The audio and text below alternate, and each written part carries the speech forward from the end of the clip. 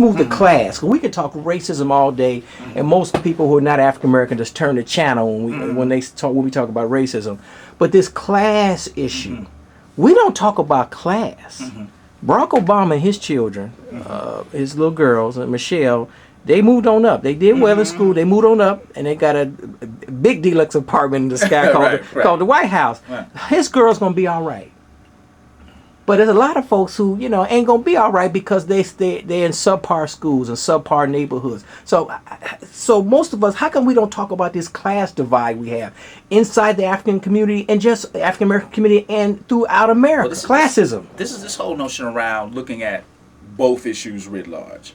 There are two particular understandings that we have to have. Racism and classism are often intertwined.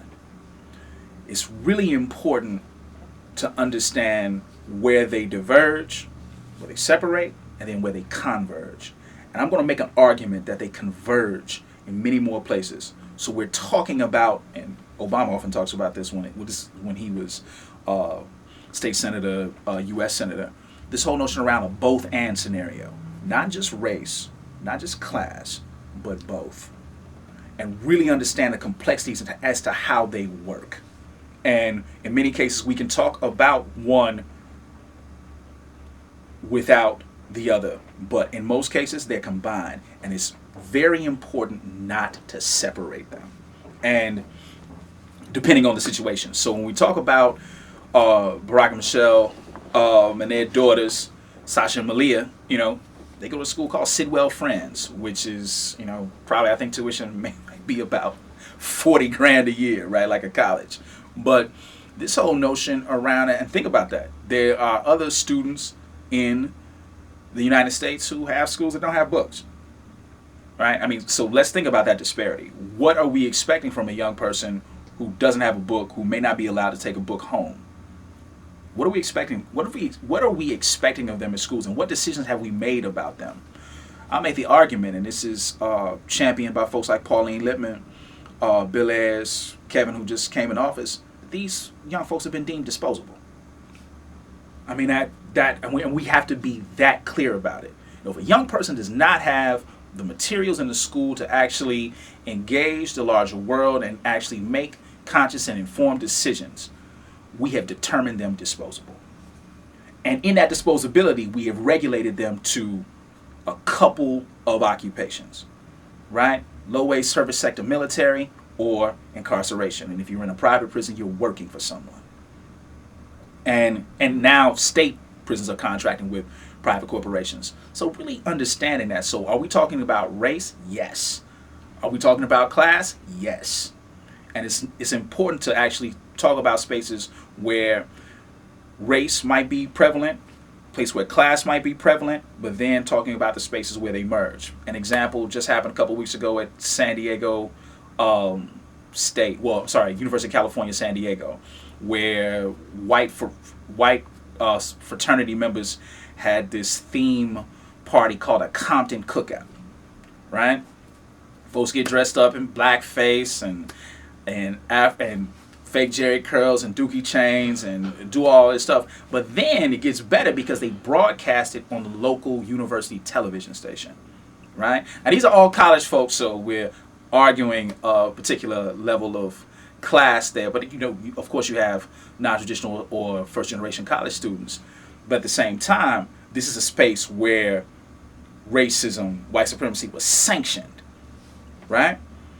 But in the same time, we look at the foreclosure crisis, prime loans, what have you. Look at the vast majority of families that were affected by this, and not to dismiss any white families that were also caught in that net. But to understand, if we look at proportion, you look at Black and Latino elders, right, who were caught in this larger scam. And these issues are just kind of brushed away as individual acts. But we have to look at systems that support this. This is not happenstance. This does not come out of the sky. And if we look at the history of the United States, it's important to recognize that we have these instances that repeat themselves time and time again, but yet we just pass them off as bad people. And I think that's a misnomer. I think we really have to look deeper in this. And just because somebody who used to live on 51st Street is in the White House does not mean that that's ended. And we need to be clear. Professor Stovall, in Essence magazine a while back, the president of the United States, Barack Obama, said that he told them that his girls are not allowed to watch television on school nights. Okay? That's how you get good, that's how you get good grades, okay? Mom and daddy, or mama by herself saying, "No, we ain't doing that TV. None of running around on the block on school nights." So you can Arnie Duncan the education secretary, can put all the money in the world in these public schools in the hood. But if there's not a parent at home that values education, what do? You can't get out of that poverty without that education or that skill. Get that skill. Well, this whole notion around really understanding when we look at, and I love Chandra Gill, who's a professor at Northeastern Illinois, and a colleague of mine, former classmate. She often says these two things, and I think it's really important to look at how they play out. She always talks about personal responsibility and institutional accountability. And I think there has to be a meeting of the two. Now, our ability of black people to survive is often evident. But remember, in survival, there's very little time to heal. So how do we actually have those spaces to heal? And do the conditions actually create spaces where it may not be as much of an informed decision to go to school because of particular tensions or because of the way you've been positioned as a quote-unquote ghetto youth or a problem in the school. But this whole notion around, can we actually develop ways to interrupt that narrative around black life in school? And then how do we actually do that? And then are there ways that we can support it? Because this is the thing that I find in my dealings with parents, and when we survey parents and look at the empirical data, everybody wants a quality education. The vast majority of parents, despite their educational level, wants a quality education for their young person, period. Now, can schools use that information to support spaces to do that? All the way down to what young folks are eating in schools, right? So this whole notion around looking at this holistically, but again, not just resting the blame on the victim, but also saying that there's some structures that we have to deal with here, and ways in which to understand the larger world in relationship to schools. But there is this level of personal responsibility, and I don't want to shun that.